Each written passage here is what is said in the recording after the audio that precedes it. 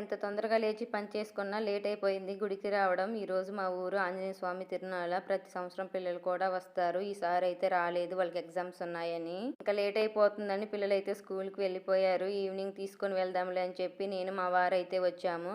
ఇక్కడ నార్మల్ దర్శనంతో పాటు ప్రతి సంవత్సరం టికెట్ దర్శనం కూడా ఉంటుంది. మేమైతే టికెట్ తీసుకొని వచ్చాము. ఈసారి అయితే చాలా ప్రశాంతంగా జరిగింది. ఇంకా లోపలికి వెళ్ళగానే కొబ్బరికాయ ఇస్తే వాళ్ళే కొట్టిస్తున్నారు. ఇక్కడ లోపలికి వచ్చిన భక్తులకి సింధూరంతో అయితే నామం పెడుతున్నారు. నాతో పాటు మీరు కూడా మా ఊరి ఆంజనేయ స్వామిని అయితే చూసేయండి.